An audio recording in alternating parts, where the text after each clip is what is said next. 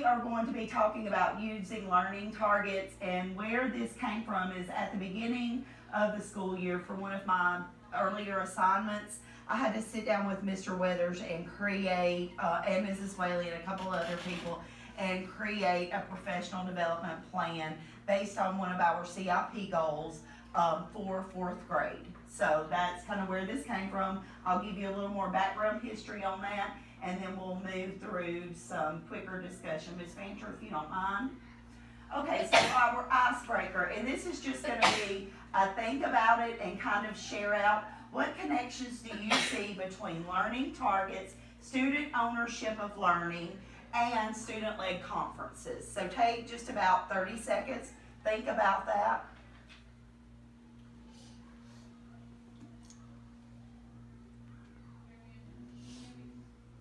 All right, Angie, what connections do you see?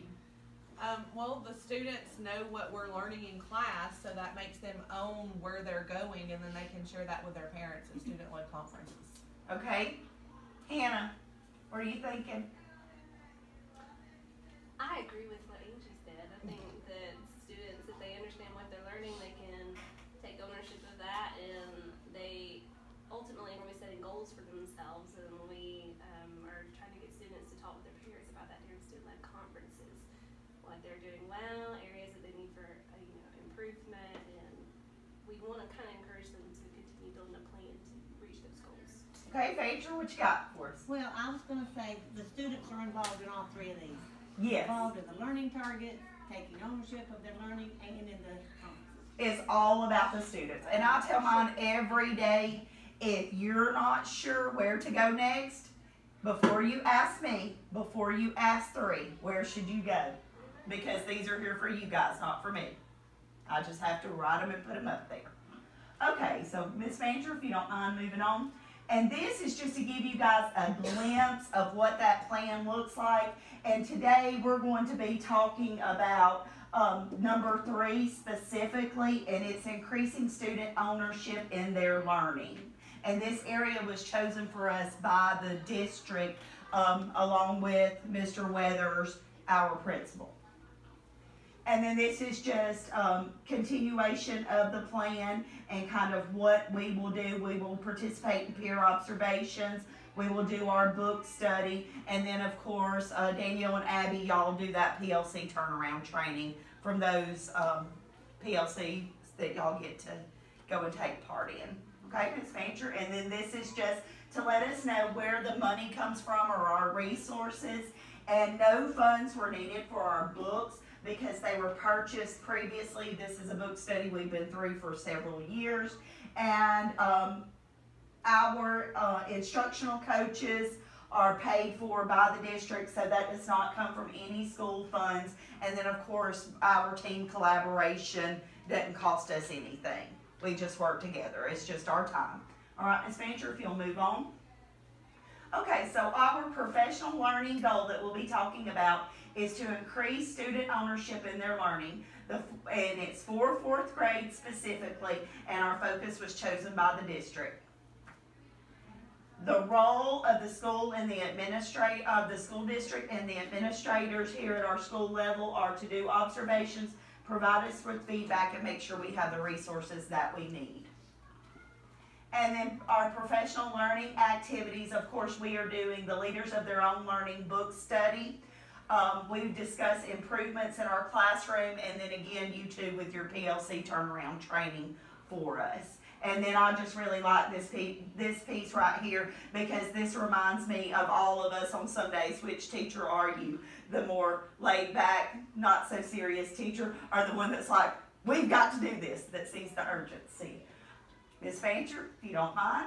And then the role of our teachers are to participate in professional development, to provide feedback to our peers as well as our students in a professional way, for us to collaborate and to engage in discussion and conversation about releasing ownership of learning to our students, and to figure out as a grade level what is the best way to do that, because we know it's not going to look the same in 4th grade as it does in kindergarten.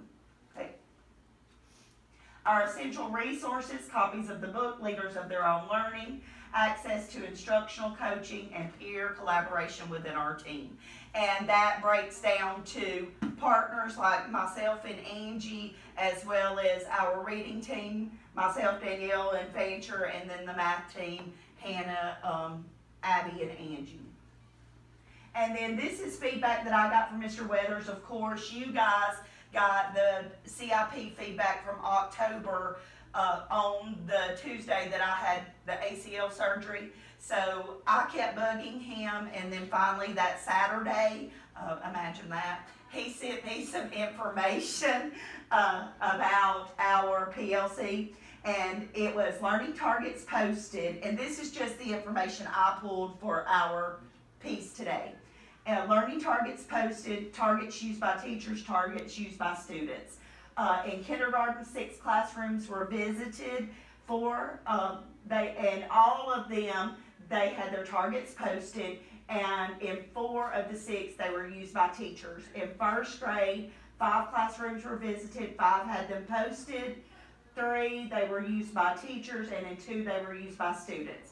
In 3rd grade, they visited all of the classrooms. They were all posted. They were all used by the teachers, and in 3 of the 7, students were beginning to use their learning targets. And then in 4th grade, 5 classrooms were visited, 5 were posted, 5 were referred to by the teacher, and in 2, we began to see that turnaround to the students. And that's just the information that he gave to me. Y'all may be able to give me a little more feedback on that, because y'all got to sit in the meeting, and he just shot me this in an email. Okay. And then, of course, I got our handout.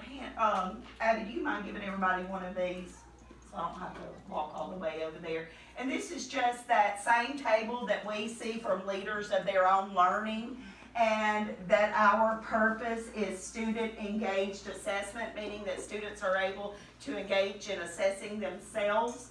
And our focus for this session has been learning targets. And that is just a reminder for you guys to kind of keep up, that as we move through this book study, as we move through these professional development sessions in the future, that each of our goals each of our topics will change, but they're all centered around the same goal: student engaged assessment. Okay, so with that being said, and the data that we have, let's brainstorm some ways that we can release that ownership to our students a little better. We're starting to see it in 4th grade, but how can we move that along a little faster? So if you want to jot down, I have some sticky notes. Ms. Fancher, there's some right there. Let me grab a couple of these so I can share them with the, okay, you'll share them with the others. And just jot down some ways or things that you're doing in your classroom that you see success in, and sharing those with your students, releasing them to your students.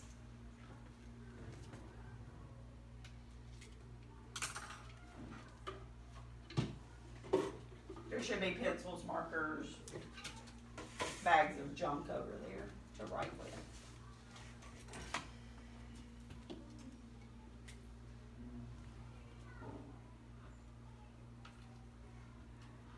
And then if you don't mind, if you'll put them under my schedule, once you have them written down, we'll post those. And then we won't share out, but as we wrap up today with our meeting, I know Angie has some things that she needs to go over with us when we conclude this piece.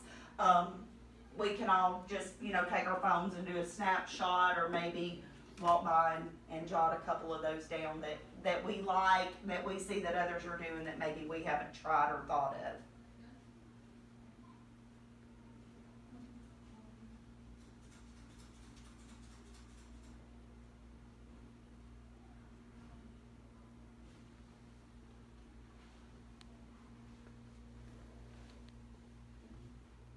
Okay, and as you are finishing up, we're going to move on. Ms. Fancher, if you'll click us one more time.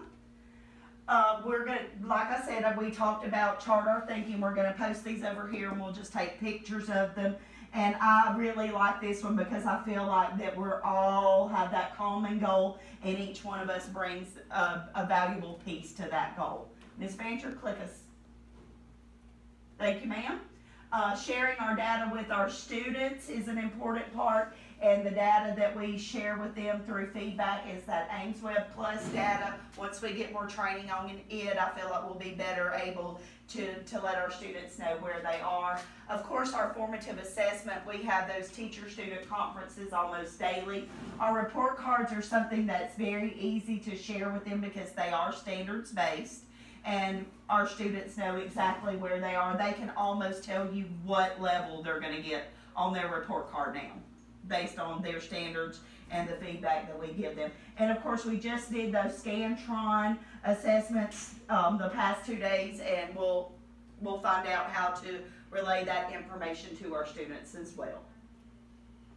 Our next steps, we'll continue our book study. You two have the PLC turnaround coming up. We'll continue to work on these focuses during our weekly meetings, and then our next student-led conference is November the 30th. And additional assistance needed, this is where we go to. We meet with Mrs. Whaley. We can meet with the interventionist team, always with Ms. Robinson as our EL support, and Mr. Weathers if we need additional resources or support in our classrooms. This is just to let everybody know, especially like with Hannah being new to our system, who to reach out to if she sees that something's not working in her classroom and she feels like she needs additional support that we can't provide.